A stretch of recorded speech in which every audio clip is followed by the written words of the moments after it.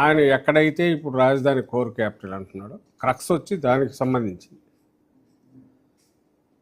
ఆయన చెప్పిన దగ్గర, చంద్రబాబు నాయుడు గారు చెప్తున్న దగ్గర అయితే ఇంకా 30-40 ఏళ్ళైనా కన్స్ట్రక్షనే పూర్తి కాదు. ఒకవేళ కన్స్ట్రక్షన్ పూర్తయినా అక్కడ జనం ఉండే నివాసయోగ్యమైతే ఉండదు. దానికి ప్రాక్టికల్ ఉదాహరణగానే రాయపూర్ లాంటివి చూపించాం. నయా రాయపూర్ ఇప్పటికి 20 ఏళ్ళు అయింది. ఐ థింక్ వీడియో మొన్న వేసి చూపించాను. ఇప్పుడు కూడా స్ట్రక్చర్స్ ఉన్నాయి, రోడ్లు ఉన్నాయి, మనుషులు అయితే లేరు. అక్కడే ఎక్కడైతే 4-5 వేల కోట్ల పెట్టుబడితో, అలాగే ల్యాండ్ రేట్లు కూడా కొంచెం ఇంత లేకుండా మెట్టగా ఉండి నివాసయోగ్యంగా ఉన్న దగ్గరే ఎవరూ లేరు. 20 కిలోమీటర్లు అవతల రాయపూర్ ఉంటే అక్కడ ఉండి తిరుగుతున్నారు. ఇక్కడ చంద్రబాబు గారి లెక్కల ప్రకారమే గజం 60,000 అని ఆయన అంటున్నాడు. ఇక్కడ సామాన్యులు ఎవరైనా వచ్చి ఉండే సాధ్యం అవుతుందా ఆయన చెప్పే క్యాపిటల్? ఈవెన్ అయిపోయిందని కన్స్ట్రక్షన్ అయిపోయిన 20 ఏళ్ల తర్వాత అయినా, 20-30 ఏళ్ల తర్వాత, 20-30 ఏళ్లకి వరకు ఎందుకు కన్స్ట్రక్షన్? ఆయన లెక్కల ప్రకారమే ఇన్ఫ్రాస్ట్రక్చర్ డెవలప్మెంట్ కోసమే 2 లక్షల కోట్లు కావాలా? ఆయన లెక్కల ప్రకారమే ఇప్పుడు టేకప్ చేసిన బిల్డింగులు అవి ఓన్లీ గవర్నమెంట్ ఉద్యోగులు ఉండడానికి, దాన్ని ఏమంటారు, పని చేయడానికి పనికొచ్చే బిల్డింగులు. వాటి కాస్టే ఒక్కొక్కటి చదరపాడు 14,000తో ఖర్చుతో 1 కోటి సెప్టే కడుతున్నట్టున్నాడు. హైకోర్టు, అసెంబ్లీ, సచివాలయం తీసుకుంటే ఇంకా అంతకుమించి ఏం కట్టట్లా. దాని తర్వాత ఆయన కడుతున్నది ఎమ్మెల్యేలు ఉండడానికి, మినిస్టర్లకు ఉన్నాయేమో నాకు తెలియదు, మినిస్టర్ల కోసం రాజ్భవన్ అండ్ హ్యాపీనెస్ట్ అని ఏదో ప్లాన్ చేశాడు. అది ఎవడు వచ్చినట్లే ముందుకు, ఆ రేటుకి ఎవడు కొనడానికి ఇప్పుడు కూడా రారు, ముందు ఫ్యూచర్లో కూడా రాకపోవచ్చు. ఇవి కాక రాజధాని రైతులకు ఇచ్చిన రిటర్నబుల్ ప్లాట్లు, ఆ ప్లాట్లు ఈయన డెవలప్ చేసి పూర్తి కావాలంటే ఈ ట్రంక్ రోడ్లు ఇవన్నీ పూర్తి తప్ప అది కాదు. అది పూర్తి కాంది, అవి నివాసయోగ్యం కాదు. చంద్రబాబు నాయుడు గారు పెట్టిన ఆశ, ఏ రైతులు అయితే బాగా వాల్యుబుల్ ల్యాండ్స్ తీసుకున్నాడో వాళ్ళకు గిట్టుబాటు కావాలంటే ఆయన చెప్పిన రేటు ప్రకారం 60,000, 70,000, 1,00,000 గజం పోతే తప్ప వాళ్ళకి గిట్టుబాటు కాదు. అసలు అక్కడి నుంచి ఏ సౌకర్యాలు లేని, అక్కడ ఎలాంటి ఫెసిలిటీసు ఏమంటాం వీటికి సపోర్టింగ్ సిస్టమ్స్ లేని, పిల్లల చదువులకు కావచ్చు, వేరే రకంగా కావచ్చు, ఛాయిస్ లేకుండా ఉండే చోట అంతంత పెట్టి డబ్బులు పెట్టి జూబ్లీ హిల్స్ రేట్లతోనో, బంజారా హిల్స్ రేట్లతోనో, లేదా ఇంకో దగ్గర ఎక్కడో కాస్ట్ రేట్లతోనో ఎందుకు జనం రావాలనేది ఎవరికి అర్థం కావట్లేదు. సో ఓటు నువ్వు కట్టడానికి 20-30 ఏళ్ళు పడుతుంది. ఎందుకంటే 2 లక్షల కోట్లు ఇన్ఫ్రాస్ట్రక్చర్కే నువ్వు అంటున్నావు. అండ్ ఇప్పటికి 12 ఏళ్ళు అయిపోయింది. అండ్ రెండవది, ఒకవేళ అంత డెవలప్ చేసినా అక్కడ ఎవరు ఉండే అవకాశం ఎందుకు ఉండదంటే నువ్వు చెప్పే లెక్కల ప్రకారమే ఆ కాస్ట్ మనుషులు ఎవరు భరించలేంది, ఉండలేంది, ఎందుకు ఉండాలనో అర్థం కాంది.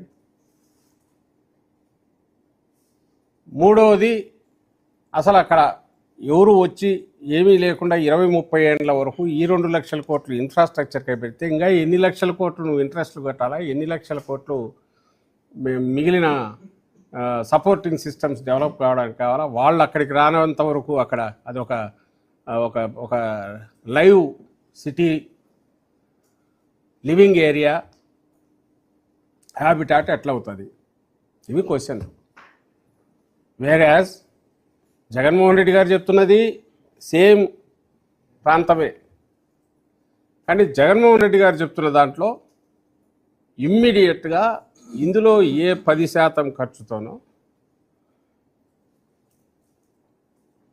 క్యాపిటల్ యాక్టివేట్ కావడమే కాకుండా రాజధాని ఇవి ఇప్పటికే పూర్తిగా జనావాసాలు అయినందువల్ల, ఆల్రెడీ కనెక్టివిటీ పూర్తి ఉన్నందువల్ల బయట ప్రపంచంతో సంబంధాలకు విమానాశ్రయం రూపంలో కావచ్చు, రైళ్ల రూపంలో కావచ్చు, లేదా ఇప్పుడు పోర్టు రూపంలో కావచ్చు, ప్రపంచంతో ఇప్పటికే పూర్తి కనెక్టివిటీ ఉన్నందువల్ల, బిజినెస్ హబ్స్గా ఇప్పటికే డెవలప్ అయినందువల్ల కేవలం ఒక 10% ఖర్చుతో, అది కూడా ఒకేసారి కాకుండా దఫాలు పెట్టుకున్నా కూడా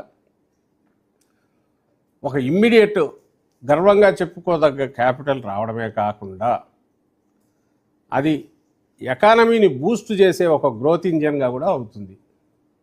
ఇది రెండిటి మధ్య తేడా. ఈ రెండిటి మధ్య తేడా చూడకుండా నేను అదే అన్నా నువ్వు అదే అన్నావంటే, నువ్వు పెట్టేదేమో ఎక్కడ పెడుతున్నావు, ఈయన సజెస్ట్ చేస్తున్న జగన్మోహన్ రెడ్డి గారు ఎక్కడ, నువ్వు పెట్టే ఖర్చు ఎంత, ఈయన చెప్తున్న దాని ఖర్చు ఎంత, నువ్వు అంటే నేను చంద్రబాబు గారు చెప్పే ఆ ఖర్చు ఎక్కడి నుంచి దానికి ఆ డబ్బు వస్తుంది, దాన్ని తీర్చే విధానం ఏంది. ఇప్పటికే నువ్వు 50,000 కోట్ల కాంట్రాక్ట్లు ఇచ్చినావు అంటే గుడ్డి ఏమి లెక్కలు లేకుండానే సంవత్సరానికి 4-5 వేల కోట్లు నువ్వు ఇంట్రెస్ట్లు పే చేయాలా. ఇంకా అది 1,00,000 కోట్లు అయితే 10,000 కోట్లు దగ్గర అండ్ 2,00,000 కోట్లు అయితే 20,000 దగ్గర.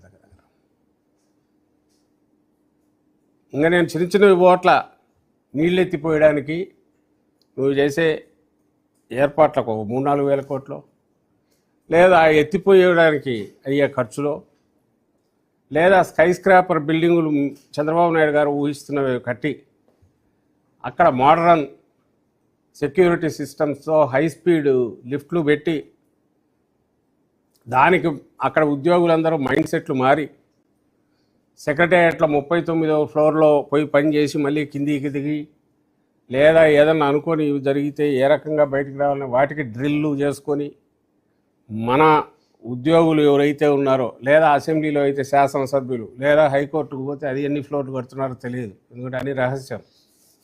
ఇంకా వాళ్ళ ఆ పని వర్క్ కల్చర్కు ఆ దీనికి ట్యూన్ కావడం అవి, లేదా అవి మెయింటెనెన్స్ కాస్ట్లు. మనం 5 స్టార్ హోటల్లోనూ హై రైజ్ టవర్స్లో చూస్తుంటాం, మొత్తం క్లోజ్డ్, పైకి పోతే విండో అన్నీ తెరిచి పెడితే వాడు కొట్టుకొని పోతాడు ఆ గాలికి. అక్కడ అంతా అది అవుట్ ఆఫ్ నోవేర్, అది ఏం చుట్టూ ఏమీ కూడా లేవు. బాగా మాన్సూన్స్ సీజన్లో గాలి కొడితే ఎట్లా అవుతుంది, టోటల్ గ్లాస్ క్లోజ్డ్ ఉండాలి. ఇప్పటికే కంపులు కొడుతుంటాయి సెక్రటేరియట్ లేకపోతే టోటల్ బాక్స్. మరి అవన్నీ వాటి ఇవి రాకుండా చేయడానికో ఇవన్నీ ఖర్చులు ఎంత అవుతాయి వాటి జోలికి పోట్ల. ఇవి లెక్కలు వేసుకుంటూ పోతే ఎంత, వీటన్నిటికీ తెలిసి అక్కడ ఉన్నట్టుండి చంద్రబాబు నాయుడు గారికి దాని ఏమన్నా చంద్రమండలం మీద రాకెట్ దించాలా, నేను అమెరికాతో పోటీ పడాలని అనిపించవచ్చు. దానికి 50,000 కోట్లతో నేను ఏదో బిల్ చేసి పంపిస్తాను అనొచ్చు. కానీ అది ప్రాక్టికలా? ఇంకా రాని క్యాపిటల్ గురించి నువ్వు భ్రమలు ఎన్నాళ్ళు పెడతావు? దాన్ని అమరావతి కాదు బ్రహ్మరావతి అందామంటే మళ్ళీ దానికి తిట్లు, అట్లాంటావా అంటారు. మరి అది కాక ఏం చేస్తున్నాడు ఆయన? పోనీ ఇంకోటి అడుగుతాం, ఆయన ఒక పెద్ద వ్యాపారవేత్త, ఆ విధంగా బిజినెస్ చేయాలని మనకు చెప్తుంటాడు, ఆ రకంగా ముందుకు పోతున్నాం అంటాడు. ఈ మధ్య ఆయన శ్రీమతి ఆమె కూడా అన్నట్టున్నారు, 4 కోట్లతో మొదలుపెట్టి 4,000 కోట్లకు ఈరోజు ఇది. ఆయన హెరిటేజ్ అంత సక్సెస్ఫుల్గా నడుపుతున్నాను ఆయనే చెప్పుకుంటున్నారు. హెరిటేజ్ కంపెనీ ఇట్లే ప్లాన్ చేస్తారా?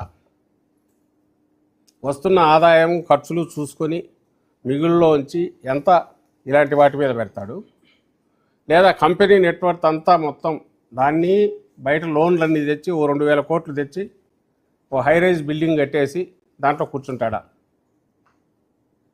నువ్వు అక్కడ తీసుకుంటున్న జాగ్రత్త, పైసా ప్రతి రూపాయి పెట్టిన దానికి పావలా ఎట్లా లాభం రావాలని నువ్వు చూస్తూ కంపెనీలో, ఇక్కడ నిన్ను ధర్మకర్తగానో దీనికి ఒక కేర్ టేకర్గా ట్రస్టీగా రాష్ట్రానికి జనం ఎన్నుకుంటే నువ్వు విచ్చలవిడిగా ఎవడొప్ప సొమ్మన్నట్టు వస్తే ఎంత వస్తే తీసుకుందాం, ఈ పక్క కట్టేస్తాం, నేను అది కట్టడం ఎన్నాళ్ళు పడితే నాకెందుకు, ఓ బ్రహ్మాండం ఇది కడితే మీరు అడ్డం పడతారా?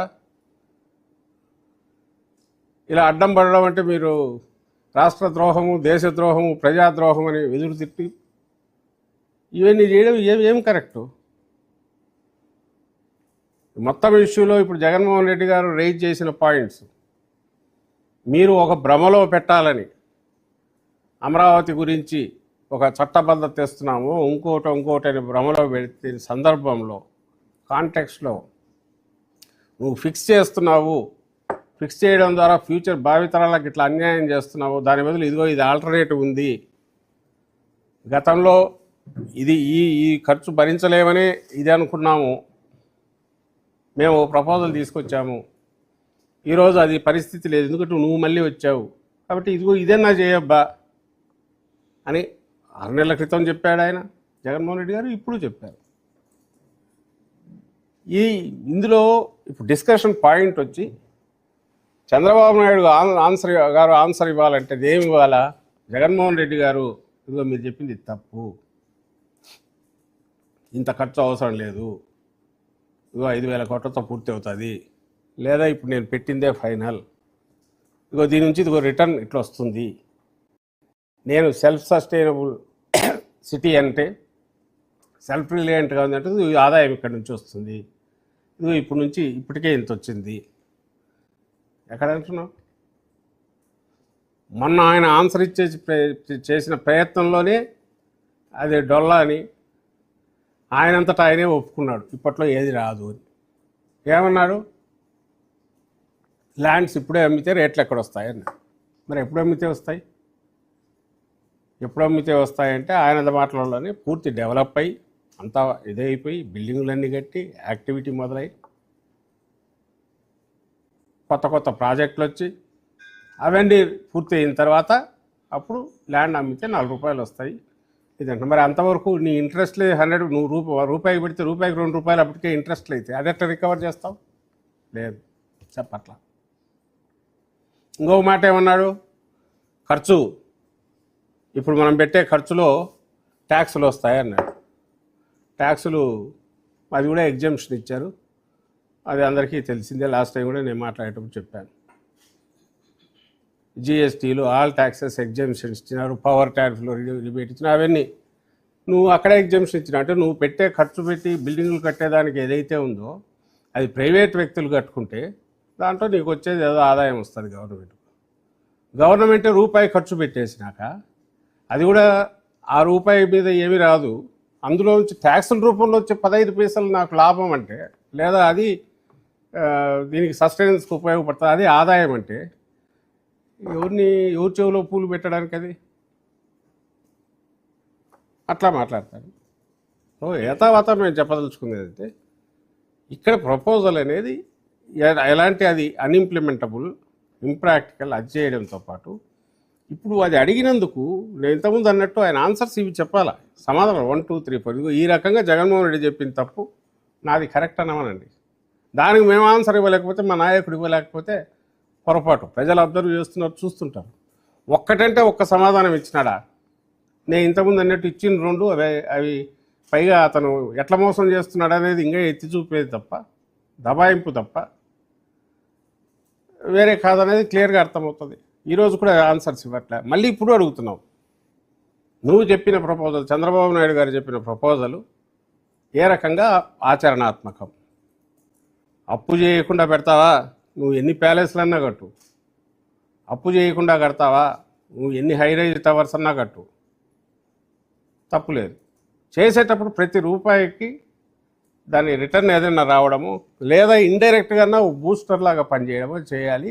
అది జగన్మోహన్ రెడ్డి గారి దాంట్లో ఉంది ప్రపోజల్లో, అది మేము చెప్పదలుచుకుంటాం. ఇప్పటికీ 56,000 రూపాయలకు సంబంధించిన కాంట్రాక్ట్ మొత్తం దాన్ని ఏం చేయాలని చెప్పి ఆయన క్వశ్చన్ చేస్తారు. ఇప్పుడు అదే ఆపమని చెప్తున్నది కదా. ఆ రోజు చెప్పాము, ఈరోజు చెప్తున్నాం. ఆ రోజు 19లో జగన్మోహన్ రెడ్డి గారు వచ్చాక 20లోనో ఎప్పుడో మనం ఇటు నుంచి షిఫ్ట్ చేయాలని అనుకున్నప్పుడు అది సరదాగా అనుకున్నది కాదు. అప్పటికి పెట్టిండే ఖర్చు ఎంతో 5,000 కోట్లు ఎంతో పెట్టారు, 5,500 కోట్లు. అప్పు కొంత తెచ్చారు, ఫార్మర్స్కి కమిట్మెంట్ ఉంది, ఈ 2 ఉన్నాయి. సో ఇప్పటికీ ఇంకా ఫర్దర్ ఎంత పోసినా దీంట్లో పోయడమే. మనం ఇంకా నదిలో, కృష్ణానదిలో పోసినట్టే. కాబట్టి తక్షణం దీన్ని ఆపి ప్రజల ఆస్పిరేషన్స్కు తగినట్టుగా వికేంద్రీకరణ, అధికార వికేంద్రీకరణ ఏదైతే అంతకుముందు మన రాష్ట్రానికి వచ్చిన శివరామకృష్ణ కమిటీ కానీ, అంతకుముందు జనరల్ రాష్ట్ర విభజనకు సంబంధించి శ్రీకృష్ణ కమిటీ చెప్పిన వాటిలో కానీ, వీటన్నిటి స్ఫూర్తి అండ్ శివరామకృష్ణ కమిటీలో స్పెసిఫిక్గా చెప్పిన వీటిని దృష్టిలో పెట్టుకొని ఫర్దర్ డీసెంట్రలైజేషన్ చేసేదేదో అన్ని ప్రాంతాలకు, మనకు 3 ప్రాంతాలు డిస్టింక్ట్ ఇవి ఉన్నాయి కాబట్టి వాటికి జస్టిస్ చేసినట్టు ఉండాలి. నెక్స్ట్ మనం చేయబోయేది డైరెక్ట్ ప్లగ్ అండ్ ప్లే లాగా ఉండాలనేది జగన్మోహన్ రెడ్డి గారు ఆ రోజు చేశారు. సో ఆ రోజు ఇదే రీజన్ ఇంప్రాక్టికల్ అని ఆయన చెప్పింది ఇదే. చంద్రబాబు నాయుడు గారు ఈ మాదిరి ఇట్లా పెడుతున్నాను అన్నప్పుడు జగన్మోహన్ రెడ్డి గారు బాబు గారు 30,000 ఎకరాల పైగా ప్రభుత్వ భూమి అని స్పష్టంగా చెప్తూ ఉండాలి, కొన్నది వద్దు అని ఆ రోజు చెప్పాడు. తర్వాత ఆయన అధికారం 5 ఏళ్ళు చంద్రబాబు నాయుడు గారికి ఇచ్చారు కాబట్టి సహజంగానే ఆయనకు ఛాయిస్ ఉంటుంది, ఎవరు అధికారంలో ఉంటే వాళ్ళు ఛాయిస్ కాబట్టి దానికి మనస్ఫూర్తిగానే మద్దతు ఇచ్చారు. బట్ ఎప్పుడైతే అది ఆచరణాత్మకం కాదు, పైగా ఈయన దృష్టిలో చంద్రబాబు దృష్టిలో అది ఒక తరగని గనిలాగా తన అవినీతికి పనికొచ్చే రకంగా ఏర్పాటు చేసుకుంటున్నాడు. ఆయనకు ఒక క్యాపిటల్ కట్టాలనే ఉద్దేశం లేదు. ఆ క్యాపిటల్ ఎంత ఎక్కువ ఖర్చుతోగానే మొదలుపెట్టి ఎంత దీర్ఘకాలం నడిస్తే అంత ఆదాయం ఎక్కువ వస్తుందని దీంతోనే చూస్తున్నాడు తప్ప, ఒక కామదేవుని లాగానో ఒక అక్షయ పాత్ర లాగా చూస్తున్నాడు తప్ప రాష్ట్రానికి ఒక మంచి క్యాపిటల్ అండ్ ఒక గ్రోత్ ఇంజన్ లాగా పనిచేసే క్యాపిటల్ లాగా ఆయన ఆలోచనలు లేదనుకున్నాడు. గుర్తించాకనే ఈ మార్పు అనేది ఆ రోజు అనుకున్నాం. ఇప్పుడు అది ఫర్దర్ ఇంకా డీప్ పోతుంది. ఇప్పుడు ఆయన లెక్కల ప్రకారమే 2 లక్షల కోట్లు ఇదే అవుతుంది అనుకున్నప్పుడు అది ఇప్పుడు 45,000 కోట్లు ఎంతతో ఆపితే అది బెటర్ కదా. 45,000 crores ఎంతో వాటెవర్ ఇప్పుడు పెడుతున్న దాన్ని అక్కడితో ఆపేస్తే ఆ మేరకన్నా సేవ్ అవుతుంది. నువ్వు పెట్టే ప్రతి రూపాయి వృధా అయినప్పుడు ఏ రూపాయి దగ్గర ఎక్కడో ఒక చోట మనం ఆపించడం అది ప్రజలందరి బాధ్యత. ప్రధాన ప్రతిపక్షంగా మా వైఎస్ఆర్ కాంగ్రెస్ పార్టీ బాధ్యత కాబట్టి కనీసం ఇంకన్నా స్టాప్ చేయి అని చెప్తున్నాం. ఈ రోజుకి అదే చెప్తాం, రేపు అదే చెప్తాం. రాష్ట్రం అధికారంలో ఉన్నప్పుడు 3 రాజధానులు అన్నారు, ఇప్పుడేమో ప్లాన్ బి అని మావిగారితో ప్రజల్ని ఇబ్బంది పెట్టే చర్యలకి వైఎస్ఆర్సీపీ చేపడుతుందని చెప్పడానికి ముఖ్యమంత్రి పదే చెప్తున్నారు. కొద్దిసేపటి క్రితం క్యాబినెట్లో కూడా అదే విషయం చెప్పారు.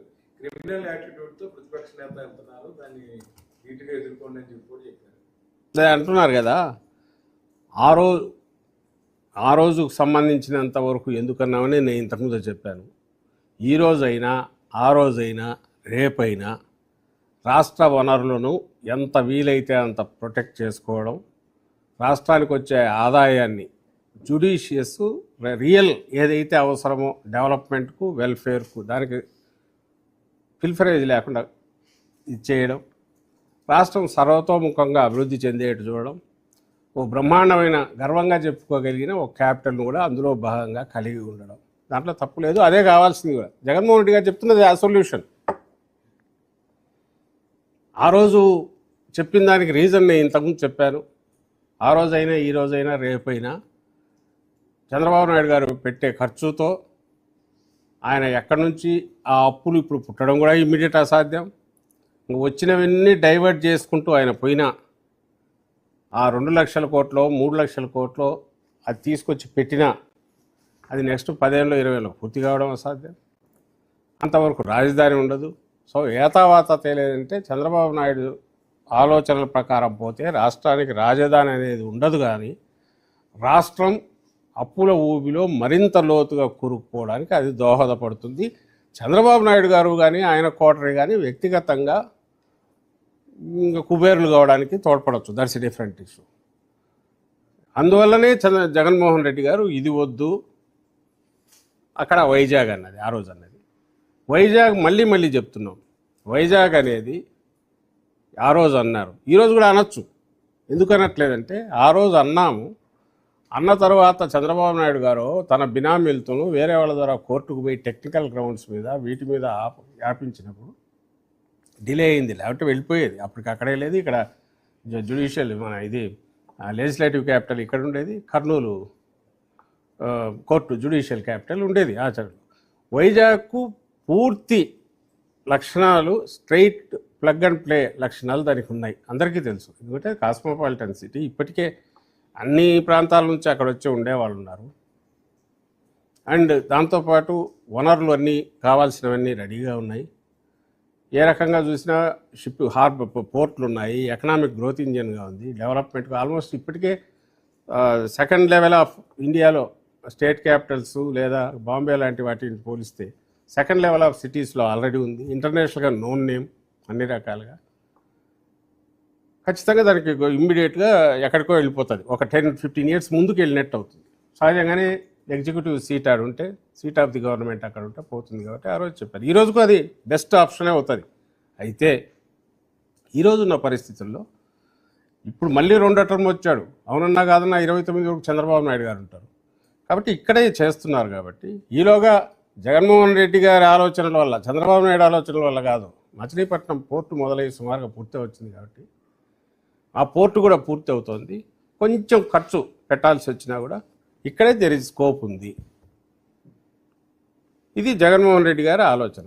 ఇందులో నాకు తప్పు ఇది ఎవరికైనా ప్రాక్టికల్ అనిపిస్తుందా? అది ప్రాక్టికల్ అనిపిస్తుందా ఆలోచించే వాళ్ళకు, ప్రజలకు? చంద్రబాబు నాయుడు గారు ప్రూవ్ చేసుకుంటున్నారు. 19-24 మధ్య జగన్మోహన్ రెడ్డి గారు ఉత్తరాంధ్ర ప్రజల ఆకాంక్షలను కానీ, ఇక్కడ ప్రజల ఆకాంక్షలను కానీ, రాయలసీమ ప్రజల ఆకాంక్షలను కానీ దృష్టిలో పెట్టుకొని 3 క్యాపిటల్స్ పెట్టి అందరినీ సాటిస్ఫై చేసే ప్రయత్నం ఆయన చేస్తే, ఆ రోజు చంద్రబాబు నాయుడు గారు he was against and he is against Vizag and Kurnool. Vizag against తను వ్యతిరేకము అనడం ద్వారా ఉత్తరాంధ్రకు వ్యతిరేకమని స్పష్టం చేశాడు. కర్నూలు అది వద్దని చెప్పి ఎగతాళి చేయడం ద్వారా రాయలసీమకు వ్యతిరేకం అనేది అక్కడ చేశాడు. ఇప్పుడు 24 ఎన్నికల్లో గెలిచాక ఈయన మచిలీపట్నం, విజయవాడ, గుంటూరు కూడా వ్యతిరేకం అనేది రుజువు చేసుకుంటున్నాడు. ఏం మెసేజ్ ఇస్తున్నా అంటే ఈయనకు ఏమి పట్టట్లా. ఆ అవుట్ ఆఫ్ నోవేర్ మధ్యలో ఉన్న ఏదైతే తన ఒక అవినీతికి గనిలాగా ఎంపిక చేసుకున్న ఏ కనెక్టివిటీ లేని ఆ 1500 ఎకరాల కోర్ క్యాపిటల్ ఏదైతే ఉందో ఇది తప్ప ఆయనకు ఏం కనిపించట్లా. అక్కడ ఎందుకు జనం లేరు? మరి ఆయన ఎమోషనల్ కాంటాక్ట్ ఎవరితో ఉందంటే డబ్బుతో తప్పదు ఎంతో ఉన్నట్ల. ఆయనకు ఎమోషనల్ అటాచ్మెంట్ అక్కడ ప్రజలు లేరు. ప్రజలు లేరంటే నా ఉద్దేశం 29 గ్రామాలు లేరని కాదు, ఒక నగరానికి కావాల్సిన హంగులు లేవు. అక్కడ ఉన్నవాళ్ళు వ్యవసాయం మీద బ్రహ్మాండంగా, పచ్చని పొలాలు బ్రహ్మాండంగా ఉన్నారు.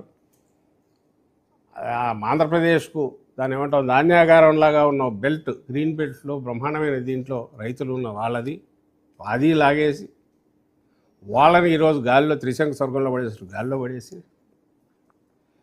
అక్కడ భావోద్వేగాలు క్రియేట్ చేసిన కృత్రిమ భావోద్వేగాలను స్టేట్ అంతా వ్యాపింపజేసి అసలు అమరావతిని అంటారా అని ఎవడైనా ఆశ్చర్యపోయేటట్టుగా రుద్ది తలంలో రుద్ది ఒక భ్రాంతి క్రియేట్ చేసి ఆయన ఈ గేమ్ ఆడుతున్నాడు. ఇందులో తను నేను ఇంతకుముందు అన్నట్టు అటు వైజాగ్ ఆయనకు పడదు, కర్నూలు పడదు, ఇప్పుడు విజయవాడ పడదు, గుంటూరు పడదు, మచిలీపట్నం పడదు. ఏవి ఆయనకు పడవ అనేది ఆయన ప్రూవ్ చేసుకుంటారు.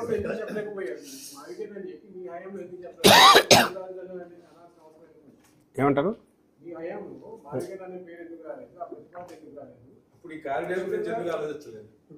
ఏదే మా హయాంలోనా? మా హయాంలో కారిడార్ గురించి ఎందుకు అదే చెప్తున్నా కదా. వైజాగ్ ఆప్షన్ అనేది మనం ఈ స్టేట్లో అది ఒకటి ఉంది అనుకుంటే, వైజాగ్ అనేది కూడా పార్ట్ ఆఫ్ ఏపీ అనుకుంటే, వైజాగ్కు మించిన సిటీ ఏదన్నా ఉందా? మనకున్న అన్ని రకాలుగా ఫస్ట్ నెంబర్ 1లో వచ్చే సిటీ ఏదన్నా చెప్పుకోగలిగిందంటే వేరే ఏమన్నా ఉందా? పోనీ ఈరోజు చంద్రబాబు నాయుడు గారు ఏమన్నా వేరే ఉందని చెప్పగలుగుతున్నాడా? ఆయన తెస్తున్న పెద్ద పెద్ద సాఫ్ట్వేర్ కావచ్చు, ఇంకోటి కావచ్చు, ఎక్కడిస్తున్నాడు? 99% ల్యాండ్ ఎక్కడిస్తున్నాడు? ఎందుకు ఇక్కడి పట్ల వాళ్ళు ఎందుకు ఇక్కడ రావట్లే? మరి రివర్ ఒడ్డున ఉంది, మరి ఎందుకు రావట్లే ఇక్కడికి? వాళ్ళు ఎందుకు అక్కడ అడుగుతున్నారు? చంద్రబాబు నాయుడు గారు ఎందుకు అక్కడ వైజాగ్ ఇస్తున్నాడు? ఆయన అదే చెప్తున్నాడు. జగన్మోహన్ రెడ్డి గారు దానికి ఇంకొక శోభనిద్దాము, అక్కడే గవర్నమెంట్ సీట్ని పెడదామని దీని అనుకున్నాడు. ఎవరైనా ధైర్యంగా వైజాగ్ అనేది మనకు సరిపోదు, రాజధాని పక్కకు దోసేయండి, అంతకంటే బెటర్ సిటీ మనకున్న వీటిలో ఉందని ఎవరైనా చెప్పగలరా? ఐ డోంట్ థింక్ ఎవరైనా చెప్పగలరా అయితే అనుకోను. ఇక్కడ విజయవాడలో, మచిలీపట్నంలో, గుంటూరులో